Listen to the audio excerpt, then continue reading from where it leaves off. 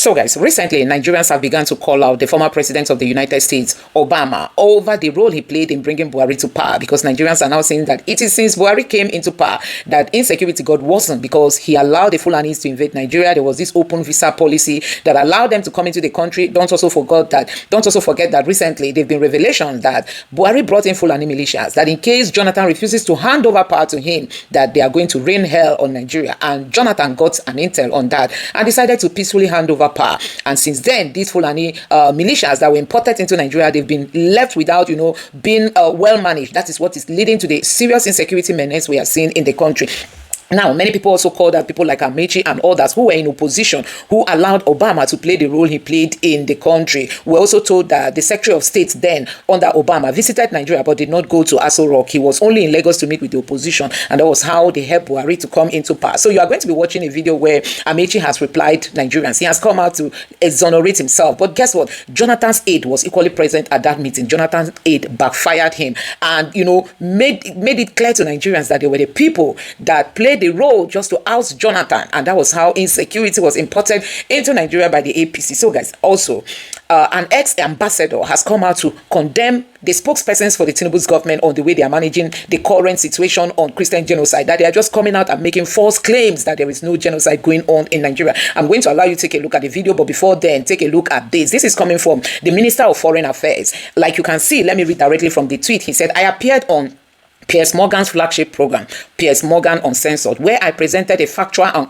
contextual perspective on the misleading narrative and allegation of religious persecution in Nigeria." He's calling it misleading. So the Christian genocide is misleading, and it is just an allegation. He went further to say, "My explanation, supported by verifiable data, may not have conformed to certain preconceived views. However, for the sake of integrity and transparency, it is essential that the full interview be aired exactly as recorded, without edits or selective omissions. Nigeria's truth must not be distorted to fix external bias." So he attended this Piers Morgan's program, and he's issuing warning that the interview should not be edited. It should be kind of presented the way it happened. So guys, you wonder, what is the Tinubu's government afraid of? This genocide, is it the one everybody's seeing on the social media? Even after Trump issued that warning to Nigeria, these bad guys have gone on killing spree. Even as at yesterday, a community in Benue State was under attack. I mean, you need to see what they are doing. They've just gone out there to be buying people, and still the government of the day is denying it. You must have seen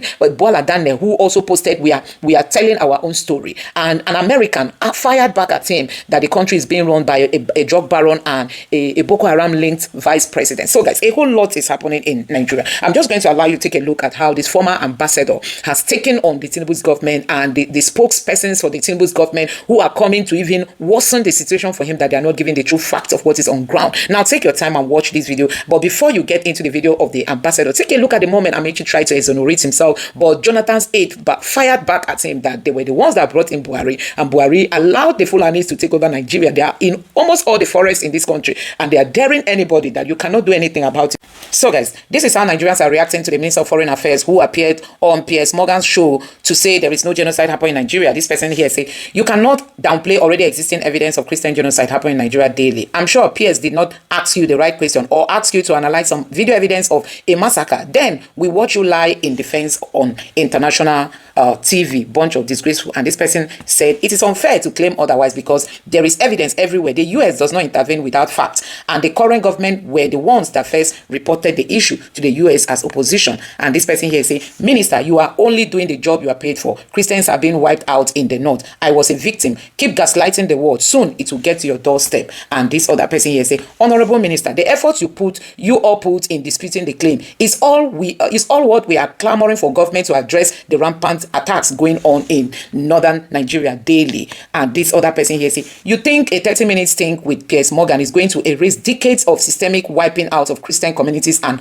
unhinged brutality going on in Nigeria, with the government refusing to act, and you call that our story? Think again," because they say it's their story. They are saying there's no genocide. And this person say, "You lie. Carry Christian leaders from the north to this program to to tell them their reality. Not you, a Muslim, a member of the oppressive class, doing media around for Christians. The world sees through your deceit. This person is saying you have to take the people who have the experience to go and share. Not you, a Muslim, speaking for Christians. And this person here said, the genocide is well documented by Open Doors International. You won't get the truth from a dishonest government minister trying to launder the image of an irresponsible government. And this other person here finally said, at P.S. Morgan, whatever a government official from Nigeria tells you is, whatever a government official from Nigeria tells you, take it with a pinch of salt, as they are complicit in the killing happening in the country. Otherwise, why wait for Trump to make a threat before they sit up and pay more attention to insecurity? Who funds, as in who funds it? And this person said, don't believe anything he says. He's speaking for the same government whose policy is to integrate repentant Boko Haram into the military. These terrorists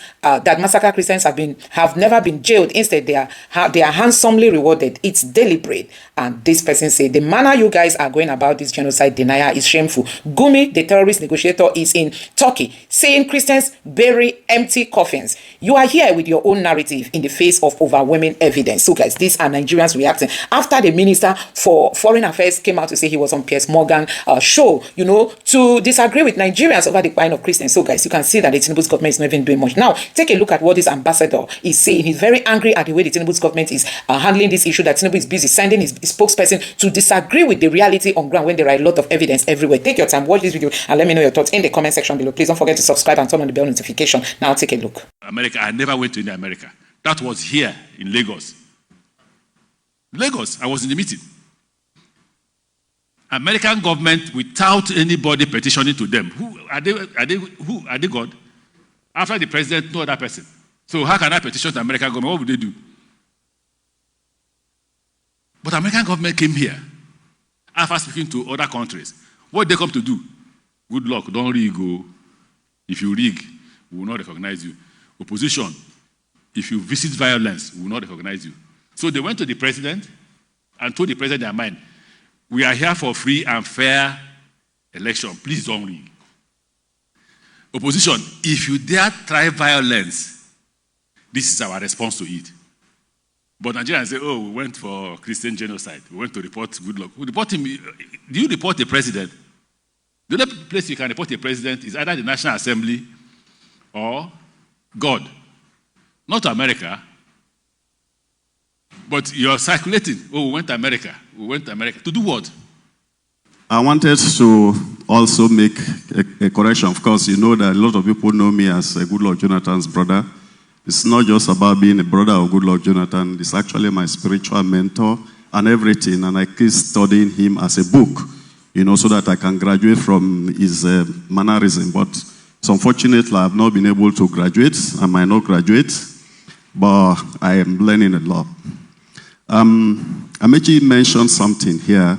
Unfortunately, it's not on set. And I really would like to put the record straight, so that people will know exactly what it was in 2013. It shouldn't be about how mobilization was done. Yes, people were mobilized on both sides, but the outcome depended on who was on the seat and his approach to life. And yes, Goodluck Jonathan is one of those persons who says that his ambition is not worth the blood of anybody. And I think that that should be a lesson for all of us, that any president who is on seat should always emphasize that killing of innocents on account of achieving political power should be immoral. So, however, Amaech also said about going to the US or not going to the US. Actually, it's true that people went to the US, and that's not something that we can hide away under the rug. People went to the US, and we know why people went to the US. And he also mentioned that when Kerry came, he came to tell the government that government should do peaceful elections. When John Kerry came to Nigeria in 2014, he went to Lagos. He never went to the villa. I was in the villa. He never went to the villa. He came as a private citizen. He didn't come as a guest of the government of Nigeria. And he went back from Lagos So he met the opposition in Lagos and he came to make a particular statement to the opposition in Lagos. Now, if you wind a little further, immediately after Kerry came and left, somebody by name David Axelrod. David Axelrod was a senior special advisor to Obama, became the strategic campaign strategist of the APC. It was not a coincidence that a sitting president of the United States, Barack Obama, sent his senior special advisor to become the chief strategist of the Buhari campaign. It's not a hidden secret. We need to keep these records straight always. And in any case, it appears to me as an individual, and this I'm not speaking on behalf of Goodluck Jonathan, he might have his own views on these issues differently, but I mean, as someone who has worked and has stayed behind him, I owe it a duty to always voice out and say it exactly as it is, no matter whose ox is going. So what's your central challenge to the statements made by President Tinubu's spokesman, or one of his spokesmen, Daniel Buwala? You know, let me start with a story. When I served in Ethiopia, I gave a lecture on Nigeria. And at the end of the lecture, the chairman, former central bank governor, under Haile Selassie, said, in summarizing my presentation, said, anytime you meet a Nigerian population is increasing. And as I listened to, you know, all sorts of data on what's going on in Nigeria today and the US trade, I'm reminded of that same story of how, you know, this crisis with the Americans or the American trade has really exposed quite a number of things about the way we handle issues. The leadership behavior itself, in not understanding that in a crisis period like this, your first constituency, the people you should bother about, first are the people who elected you. As of today, the president has not spoken to us. His spokespersons just come in and say whatever they like. The other day, the Minister of Information, who, by the way, I have tremendous amount of respect for, Mohammed Idris. I've never met him. But every time he's on television to speak, I listen to him. He's a professional to the core. 2 or 3 days ago, he gave a brilliant press briefing on, you know, on the situation in this country. And immediately he finished. I don't know how they gave the microphone to Dele Alaki. What did Dele Alaki say to destroy everything the minister has said? Dele Alaki said, the people driving this narrative as of yesterday. And Dele Alaki, of course, is the minister. Is the minister for, yes. The people, I'm quoting him, the people driving this narrative are those who lost the election in 2023. How on earth?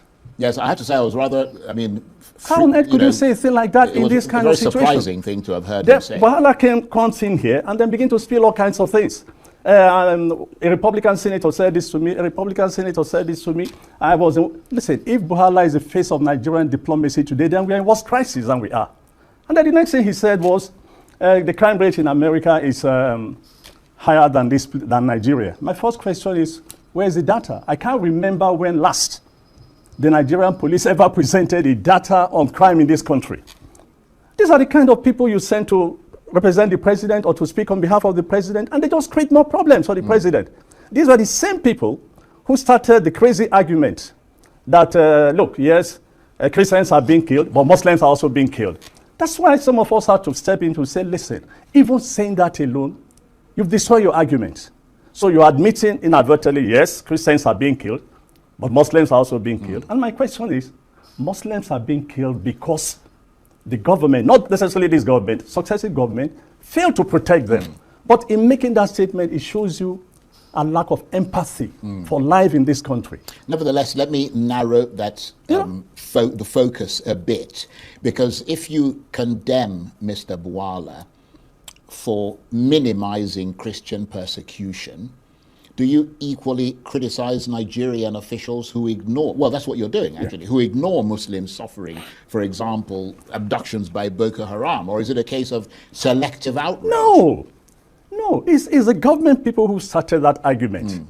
And I said, and I keep saying, it's the worst thing to say in times like this. Muslims are human beings as well. Of course. They died. They died because those who took an oath to protect life in this country failed to protect them. Not enough protection. And by the way, this thing has been going on for years, 15 years plus. How do we explain that a crisis in Nigeria has lasted for 15 years? Right, but Mr. Bwala, We have no idea the sponsors. We've never arrested anybody. We've never prosecuted anybody. Well, the government would argue that they've prosecuted quite a lot of people and sent a lot of people to jail. Why, they said they've got 17,000 people in various camps across the country. Fine. Again, present the people with that. This is why I said, Well, that's what they said they've done. They presented that in a argument. crisis situation like this, the first port of call is the Nigerian people. This is why the president should honestly speak to us and lay everything on the ground. No, absolutely. Look, this is what I would agree with you. mobilize. I couldn't agree with you more Mobilize, on that yes. score. Say I to could the not agree people, with you this more. is the situation. This is what we plan to do. Absolutely. This is what I want to do. And by the way, Charles, you know we always say this all the time. Foreign policy is an extension of domestic policy. Indeed. So if you are going to engage the United States, you need to put a few things at home. Absolutely, and you're an expert in Which that I think regard. that it has not been done yet. Nobody can question that. But I mean, Mr. Bwala said that the attacks are slowing, that the evidence suggests that the frequency of attacks is coming down. Do you think frequency matters, or is any denial of severity, any attempt to deny the severity, where a lot of people are still dying, inherently harmful? In other words, how many incidents warrant a label of genocide, and why not apply it consistently? You see what I mean? Our friend Amaech, I think, presented the data yesterday, which I saw, I think, on your program yesterday, if I'm right. And the figures, I have no. I mean, you mean Adamu? Kabir Adamu. Yeah. Yeah, fantastic. That was very helpful. But what worried me as well was that some Christian groups and some Christian leaders have also been, they are on all networks, social media, presenting their own figures and their own facts. So Ahmed Adamu would have to probably take a look. Kabir will probably have to take a look at that in order for us to have concrete evidence as to what we are speaking to. So you cannot say only 100 were killed here. And you look at videos circulated by pastors from Benue or from Plateau, and they said we have buried 200. On the day you said only 100, people were killed. No, we must speak with data. We need to put all these together. So in your assessment, this highlights Nigeria's lack of reliable data, which undermines efforts to assess the scale of the problem and allows conflicting narratives to flourish. Absolutely, absolutely. And this again goes to my point where when things like this happen, the first fellow who should speak and everybody else follows what he has said is the President of the Federal Republic of Nigeria. And you have two. And look, while I was saying that he spoke to Republican, senators, this senator said to me, this senator said to me, my argument is it's not a question of whether it's a Republican or a Democratic senator. Nobody has asked the question, how did Ted Cruz get involved in this matter now when this matter has been on the table since 2009? So there's a lot we need to do to understand the crisis itself, why it's coming up today, and focus on how do we deal with the problem. For me, the solution is end the killing. Yeah. Well, that's what everybody would like to see. In mobilizing national conscientiousness to do this. But I mean, is it your contention that Mr. Bwala is deflecting blame Of course. away from the government he serves, which is essentially his job? His job, yes. But I don't recall him, though, necessarily denying facts of attacks. Maybe just the context or the way that he's framing it. Is that? Absolutely. Even the way it is framed matters. Because, look, people are listening.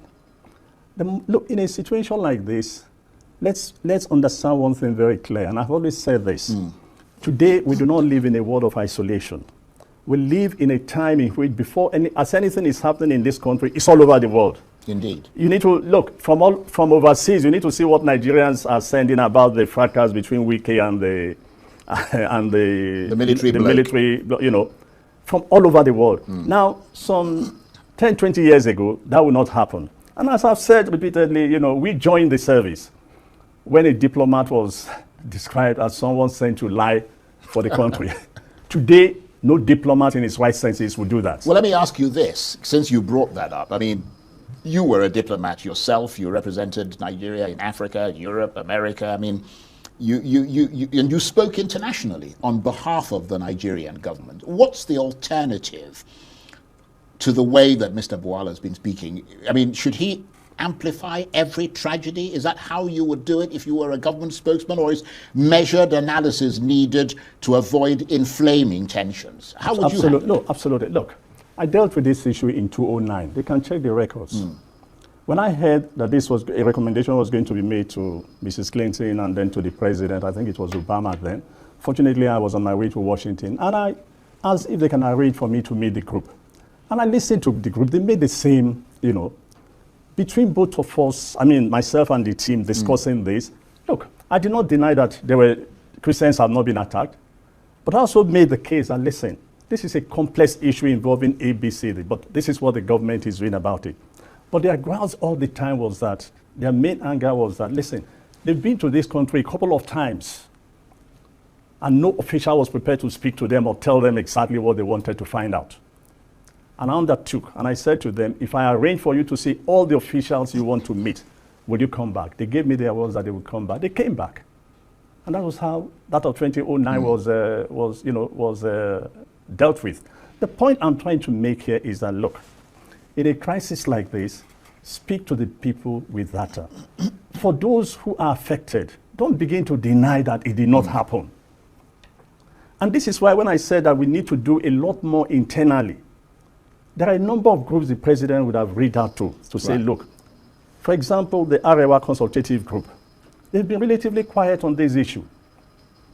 But can they undertake to say, for the sake of this country, for the unity of this country, can they reach out to the people in Benue Plateau and the Christian North and say, let's have a dialogue? Yeah, well, they've spoken quite a lot, actually. Yes, They attended Arise's office in Lagos and all the rest. It's not a question of attending Arise's office. It's a question of engaging the people. Indeed. Yes, to say, look, we understand what you're trying to say. But you have been quite, I mean, you've been quite strident in saying, and a lot of people would agree with you, that there seems to have been a failure of leadership in this context.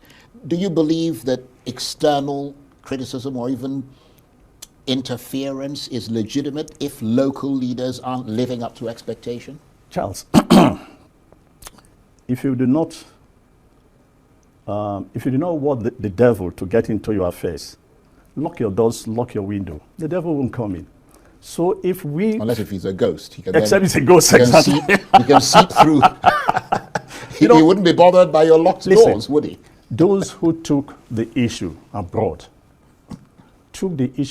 because nobody was listening to them in this country. They cried. Even the dead have not received justice. Indeed. And so when they realized, that is why it's so painful. Yeah. So when they realized that nobody was listening to them, nobody was even prepared to sympathize with them, they decided to find something else. Right. People who will listen to them. And look, the good thing about this, though, is the fact that at least generally Nigerians themselves have come to realize the fact that, look, there's a crisis in the north. Right. And that so many people are dying. Because before, people were nonchalant, people were too busy. And in any case, the usual Nigerian attitude, it's not happening in my zone, so I don't give it down. Sod it, yes, basically. But right now, when you look at the social media, when you look at conversation, and everywhere, and jokes, by the way, the comedians are having a big laugh out of this, you find out that Nigerians are more conscious of but the let me reality. ask you this, Ambassador Keshi, because, I mean, you are a diplomat, a seasoned, respected diplomat. If you were to frame the messaging on behalf of the Nigerian government going to the world, would you consider it to be reductive to frame this as a Christian versus Muslim issue when the main point here is systemic collapse that affects everyone? How would you frame that? I'll probably choose the second option. Because you say in framing it as Christian versus Muslim, you are inadvertently admitting that Christians are being killed. So you just have to step away from that. Because if you give that impression... But that's what focused attention on this issue. Yes, that's exactly... That's what got the attention. Yes, that's what got the attention. The President of the United States. So you just got to move away from that, not making that argument that, oh, Muslims also are being killed. No. The best way to frame this is to make people understand the complexity But you see, the problem again of getting people to understand the complexity is they also begin to doubt the capacity of the country to resolve its problems. How do you explain that this has been going on for 15 years? Yeah. And this is why my position is, forget all the excuses. Forget the Trump, what do they call it, threat. Let's do something more dramatic between now and maybe early next year. So how should that be done? Do you think Nigerians should be pushing their government harder to act? Are we failing to pressure Nigeria's government? I mean, no. Look, because how are we going to do it? The president in putting in place new service chiefs, again gave them the marching order, which I thought was not strong enough. It should have been a deadline to say, look. Yeah, but we've seen deadlines before. No, I'm coming. Look, see, Buhari gave deadlines. No, I've always said it. Buhari spent 8 years giving everybody last warning until he left. It was last warning. But the president should have been more specific.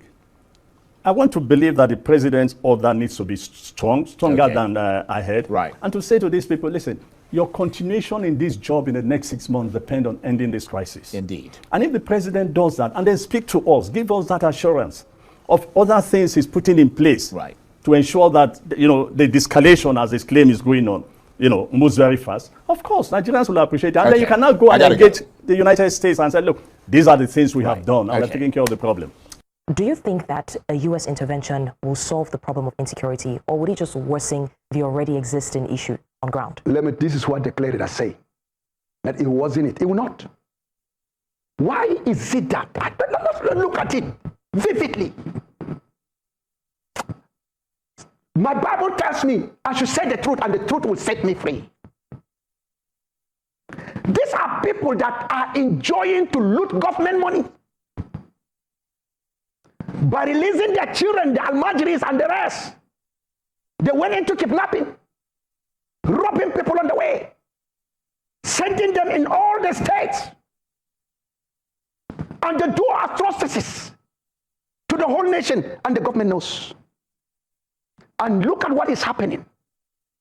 These people, instead of them to come out and say, thank you, Trump, for coming in to help us. Why? The repentant Boko Haram have been exhausted into Nigerian Army and Air Force, police. Okay, we're going to come to that because that's also another very sensitive issue. And let me tell you, they know, I want to finish, they know definitely nothing they can do before our Nigerian Army will arrive at a place where terrorist camp is. The repentant Boko Haram has passed a signal to them that we are coming. When they come to that camp, they will discover it's empty. They have already relocated to another forest. And here is it. When called prom is coming, they are wrecking, say they don't like it because they enjoy the game. But let me tell you something with the question that you asked me. I'm over 100% to 500% accepting the intervention of Trump because Nigerian government, their hands are tied. They know. And that is why there's a strong influence into this government to deny that there's no genocide on Christians. But what do you think Trump will do differently if he were to intervene? Do you think he will be able to find the perpetrators quicker, or what? Trump will not find it easy because some senators are sponsors to win election. They use the insurgent to block vote for them, to guide the vote for them, and influence it to come out with a fake, deceitful result. And the next thing, some governors, there's many things that I have secret, I will not say it here. How emirs, very soon, just recently, the whole northern emirs, they meet in the northern part of one of the states. And I know how they condemn the issue, because some of them have been hypnotized, they are in chain. Because if they open their mouth and speak, you see assassination on them. So the governors also, some of the governors are sponsored. So you're alleging that some of these attackers are being sponsored by people in power? Some of them that are in power, not all. There are those that are good. Even in the Fulani terrorists, the good Fulani doesn't want this thing to happen. Good Muslims doesn't want this thing to happen. Like coming to the faith of Muslim in the southwest and southeast, south. It's a good faith. But the character of Muslim that is in the north is terrible. So are you able and would you be willing to share proof of some of these persons in power that are sponsoring these attackers? Let me tell you, I have it within me, but I will not say it. I've already taken an oath. I will say this one. Let them take me. I've chosen death. Let them take me. Who will come? The person that will surely sue me to court. That is when I'll come out. Because nobody that is not a sponsor of terrorists will respond. It's only the governors, the senators that have their deep hand that will sue me to court. Until when we read there, I know what God will give me to tell them. Let's talk about the death threats that you're alleged you're receiving. Yes. So you said that you have even been given a 7-day warning. Then the 7 day, they are busy fasting. So who are the people you suspect are behind these threats, and what steps have been taken to guarantee your safety? The people that have a hand in the terrorists, they will go to any land because they know if Trump came in, their business of the day will fail. So you're saying that those who are sponsoring the terrorists are also behind the threats? They are behind the threat. Even the Boko Haram, they are meeting. I'm aware of it. They have put money on my head. If anybody killed me, he has a price. And 7 days has passed. I have my 7 days too. Through prayer and fasting in the Lord Jesus Christ. The battle has been drawn. I will fight better. If I'm in the grave, my blood will speak. That's why I spoke to my family. My wife is here. Nobody should give sissy if they kidnap me. It is the way for me to go to heaven. And by the time I arrive heaven, oh no, whatever I ask God to do for me for the sake of my people, in Christians in Nigeria, nothing will stop God from doing it. Because it's right in the Bible. Because the soul of innocent people that were killed on earth in Revelation are crying every day in heaven, saying, God, when shall you take vengeance for them, for us? They gave them white garment. Wait until other brothers have been killed on earth. That is, I'm one of the other brothers. Okay, so Yes. I mean, these are very strong words, and I've seen a couple of those videos where you have said that you've given explicit instruction to your people Yeah, they should never pay kobo. that they shouldn't pay ransom, that your blood speaks better. Because why I say this, listen, why I say this, it is in the agenda of Islamic terrorists. They should kidnap Christians as long as they can do and ask for ransom so that they will plunder the Christians and cripple their businesses, cripple the income that they will feed their family. And it's part of jihad. It's part of jihad. So these threats that you're So receiving, why should I take the last thing that my children would eat and they would just plunder me and end up, my children will be suffering? I know what is happening in the nation. Even my children. Once they see the name of my children looking for employment, looking for a service, they refuse. They will eliminate my children. Even if they write the exam very well, they saw that Chomo Ezekiel, they will just cancel it. is this what is happening now? Now to me, And you think it's linked to... it's linked to what is happening. Okay, so these threats... And that's getting what I told my children, that please let me tell you something. Every one of them must carry the cross. Be in Christ. Let Jesus take over your life. The country is something.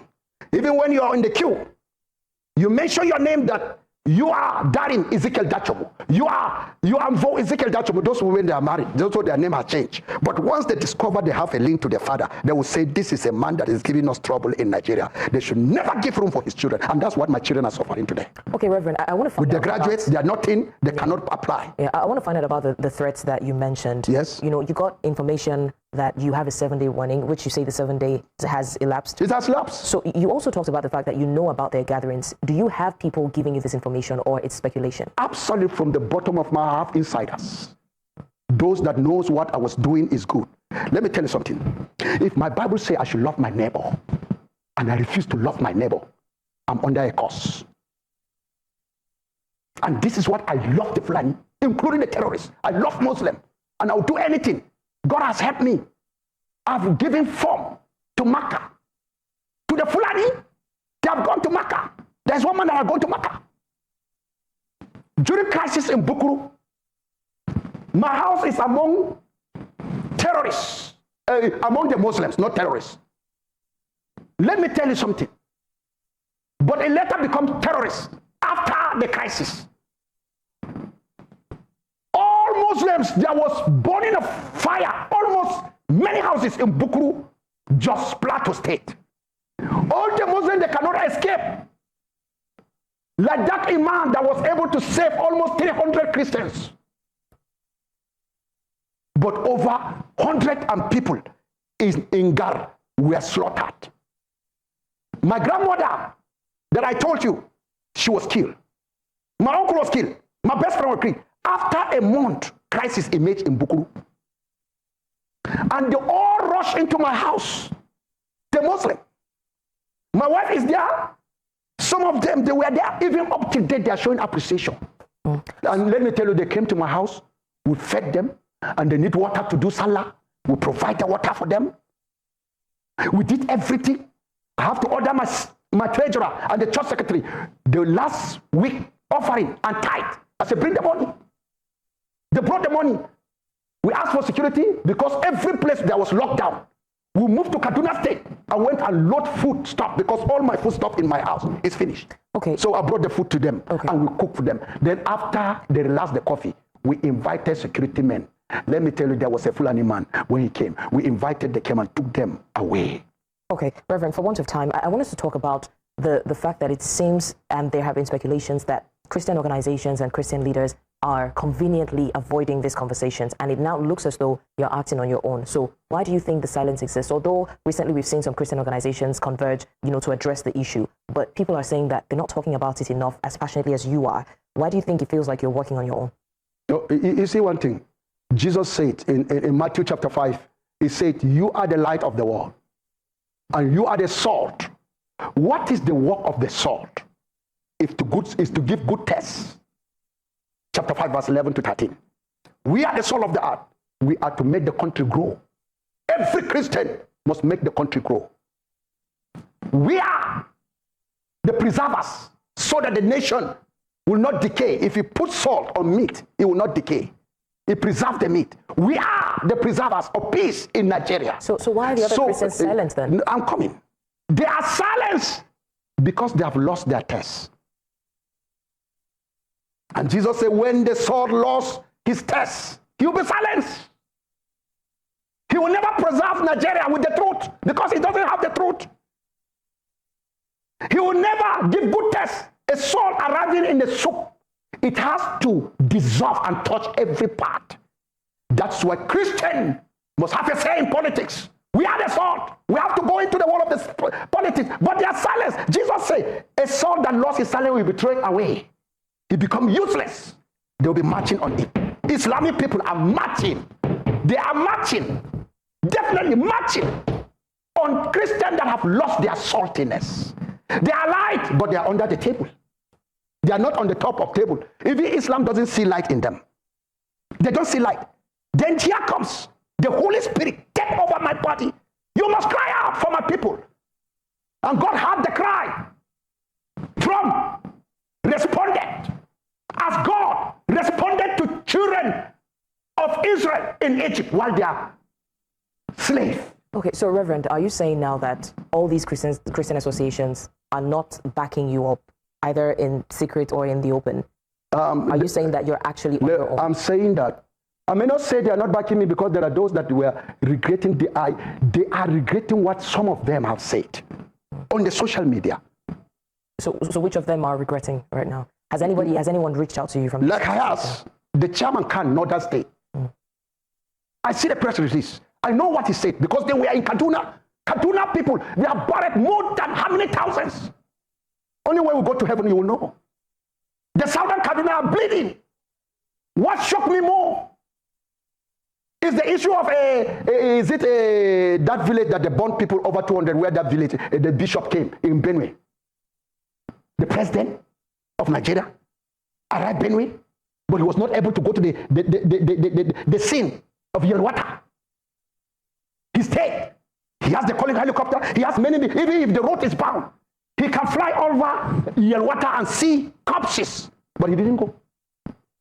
Haba. What have we done?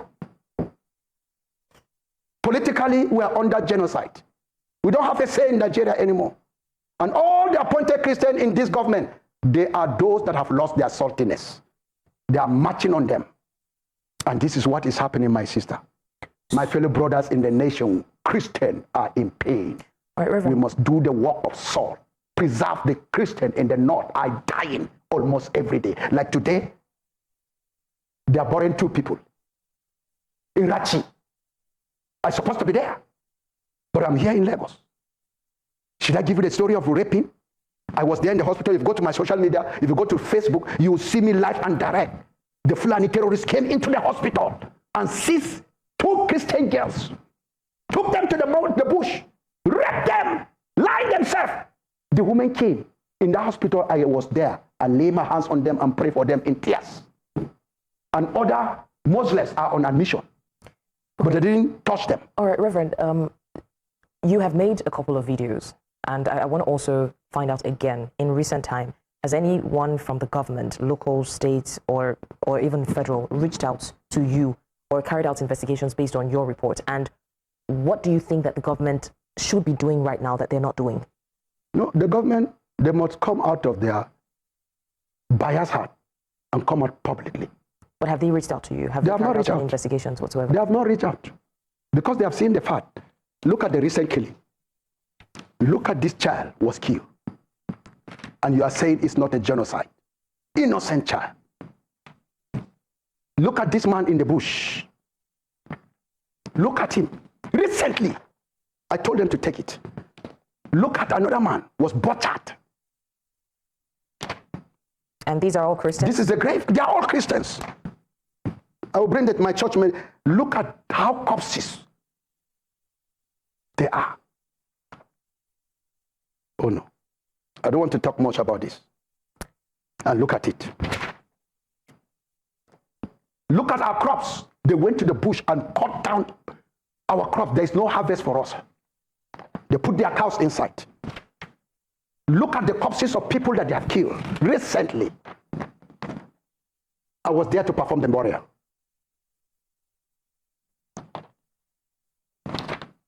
Oh, this one is not clear. Look at the corpse of my church secretary in Yahweh, lying. And this church secretary came from the military sector. They were holding a meeting with the Fulani for peacekeeping. One of the Fulani, they follow him and track him down. They shot him completely. Solo. What will I say? Look at it. It's here. The crops that they cut down. Look at it. Evidence upon evidence out of hundreds of farms that have been destroyed. Now we are thinking with my wife what we are going to do to buy foodstuffs with the support that we are receiving. And you think this has nothing to do with the farmer-herder clashes? It has nothing to do. It's a religion thing. Do you think if we are the Muslims because they want to conquer Plateau? They want Plateau to belong as Nasarawa State. Plateau and Benue, they have war. They will bring in under Sokoto Caliphate. And because we stand tall to be resistance, very stubborn to Islamic jihad, and we know, we have told our children, we are ready to die so that you have a place to live. And what we are passing through is to help Nigeria survive. Christianity in Nigeria must survive in the name of Jesus. All right, Reverend. Look at my church clearly. This picture came out. Look at his corpse. He came there to kill him. I have to look for money and take care of his wife with my wife and the church. We have to go in to help his family.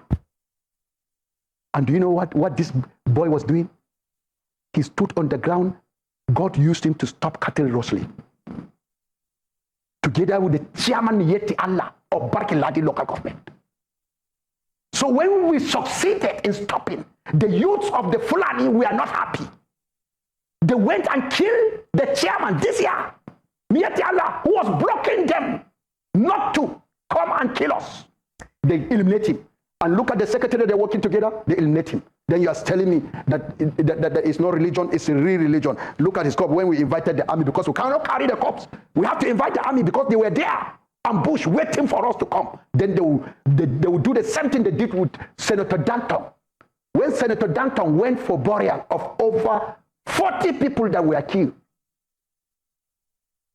they were waiting on mountains when we are descending into, come and see, gunshots practically from different angles. Were some of these attacks targeted at children? Yes. If they found children, let me tell you, I myself, look at it. You see, these are corpses in the grave.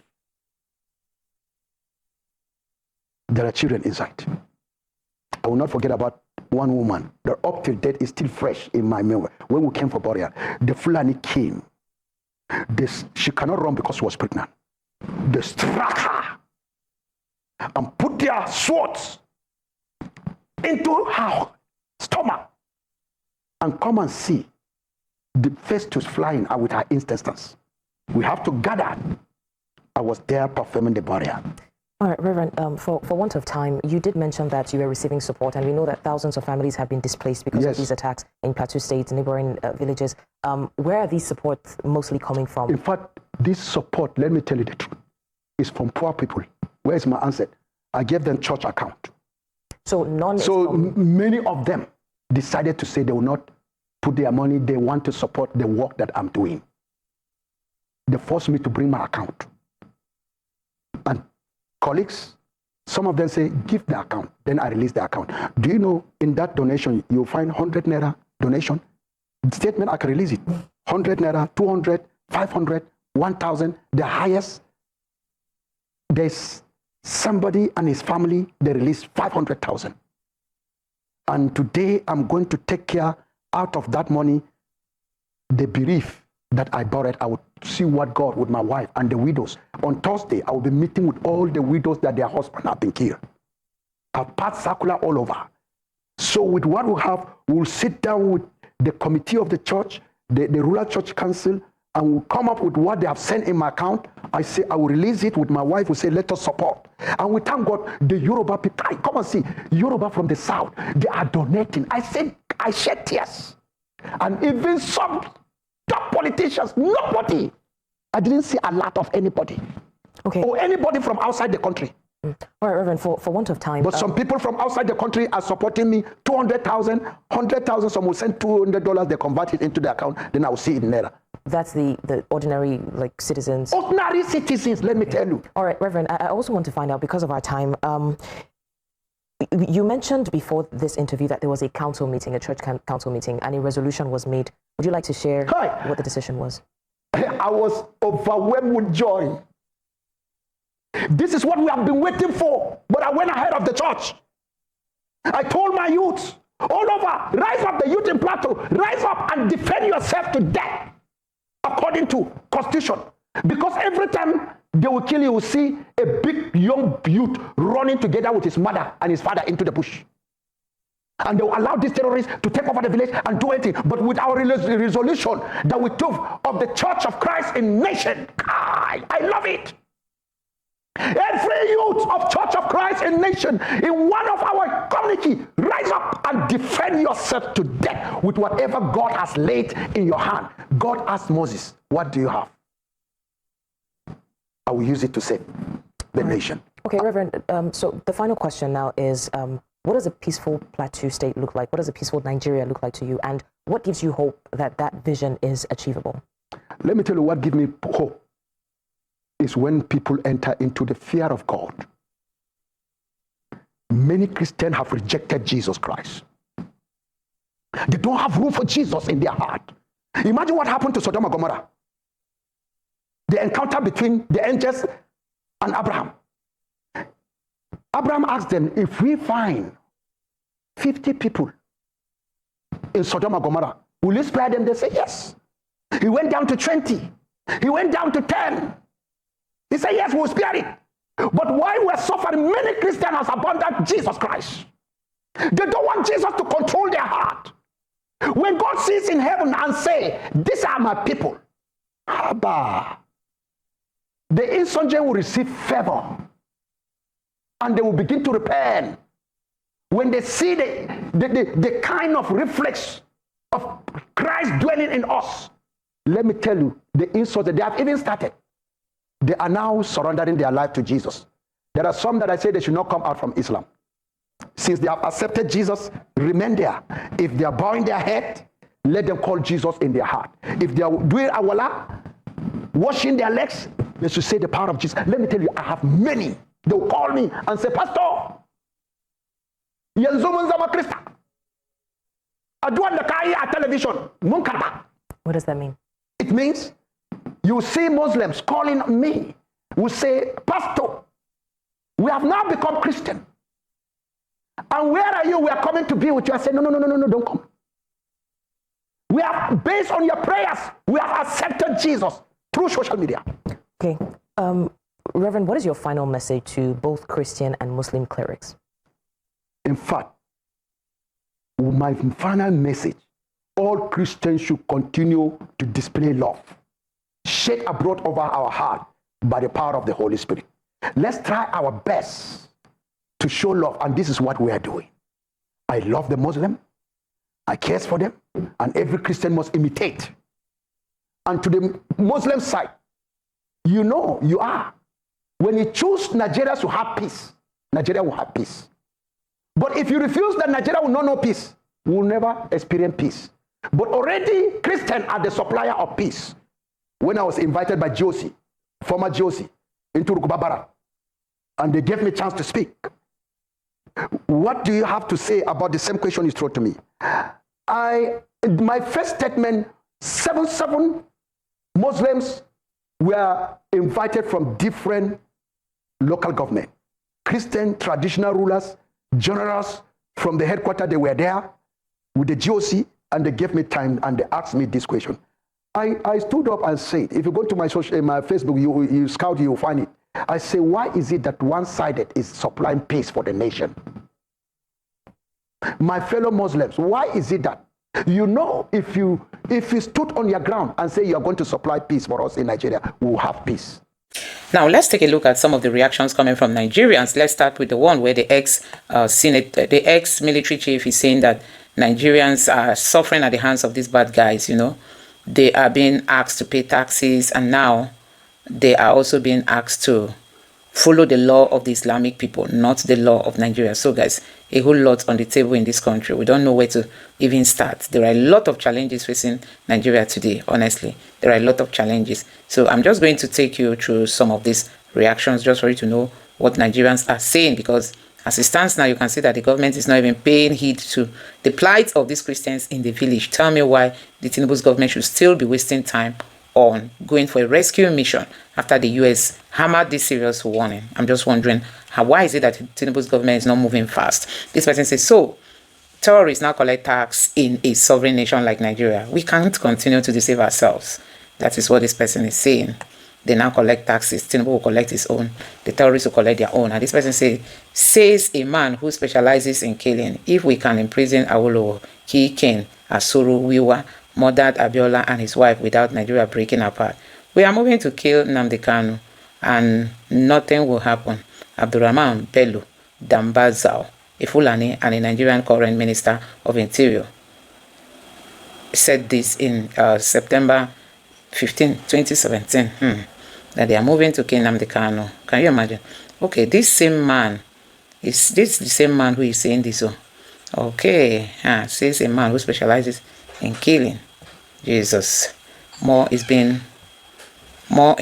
revealed here, you know. Now we have this post of Sheikh Gumi sitting with the bandits, and this other headline here says they are our freedom fighters, reminding the Sultan of Sokoto. And this was the US planning to recognize our region. At the end, the revolution will start in the north.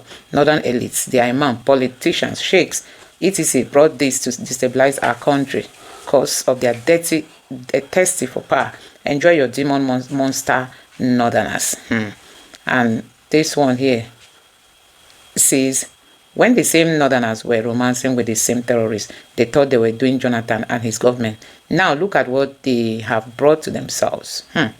It's really so sad to hear that northerners. Now there is an image here saying Boko Haram, our Muslim brother, shouldn't be buyed like pigs, Minister Pantami. Then we also have another headline here. that says Boko Haram are freedom fighters. This coming from Garba, Adamu Garba. So you can see the sympathy of the North. That's why these people have been protected for long. They will tell us they are in Zambiza, as if Zambiza is in heaven. They cannot access Zambiza and end these people. If this thing has been nipped on the bud from the beginning, I don't think we'll be suffering what we are suffering today. This person said terrorists are now collecting taxes, making laws for northern Nigerian community. Ex-military chief Damba Zoao, Sahara Reporters. This is not just a fact. It's a national tragedy. Can you imagine? This person says it's a national tragedy. And when Trump speaks, they scream sovereignty. But when terrorists seize communities, collect tax, and impose some laws, they suddenly lose their voices. What sovereignty exists when criminals now govern parts of Nigeria under this shameless, failed regime? That is what this person is saying. And another person here said, this is something we all know about, and we are ready to give them full control of the Arewa 10 states as a dependent Islamic Sharia country. Then the Biafran people will be free and be able to protect themselves. And this person here says, here is all you need to know about those blood-sucking Islamic terrorists collecting taxes. Here is where an Islamic cleric is saying, when they come to take your land, if they preach Islam to you and you don't believe, that they will come back again and preach it to you, that if you don't believe, they will collect taxes or they will buy you, something like that. That is either they collect taxes from you or they buy you. Meaning if they come to your land and preach Islam to you and you don't believe in Islam, that the Quran mandates them to either buy you or collect taxes from you. And this person says, but Nigerian soldiers and politicians will come on Twitter and be bragging about sovereignty. Well, meanwhile, terrorists are collecting taxes and making laws. Can you imagine that? And this person says, no Fulani man will rule Nigeria again. Buhari will be the last Fulani man to rule Nigeria. And he was the worst and triggered this crisis that is happening. Honestly, Nuhu Ribadu is planning to be the next president. That's what we heard, that's the agreement. Tinubu will hand over to him. But you can see the catastrophe they are bringing upon this country. Where was he when people started? When was he when these people started? Did he condemn their acts, and what effort did he personally put to ensure it was checkmated while in office? We should all condemn this terrorist group and call for help as a matter of urgency. And this other person here said, let's divide this country. Let everyone go his separate ways. The Northerners already have a government. They don't need to draw the rest of the country backward and stagnant. When the Southerners talk or cry about the abnormality happening in the North, they are quick to be on the defensive, claiming the Southerners are worse and should mind their business. So guys, this country, you can see the division among this country is unbelievable. Now, this person said, because terrorism is now instituted culture in the core North, Hausa Fulani Muslim region of Nigeria. That's why much impunity and audacity is tolerated and welcomed than to accept U.S. military foot on ground to wipe out the monsters since Nigeria government and military has failed. Instead of them to support Trump, they are burning American flag. Instead of them to be concerned about terrorists making laws for their communities, they flooded the social media with propaganda. 1914 was a serious mistake. So this is what some Nigerians are saying. You know, he was a minister of internal affairs and a former chief of army staff. Where terrorists not collecting ransom, yet this uncircumcised, and no, I don't want to use those languages on people. And this other person say, if this isn't enough reason to say Nigeria is a country of serious concern, then I wonder what is those shouting sovereignty up and down. Where them they? The US cannot come and help you end terrorism because in your proud mind, Nigeria is a sovereign state, yet foreign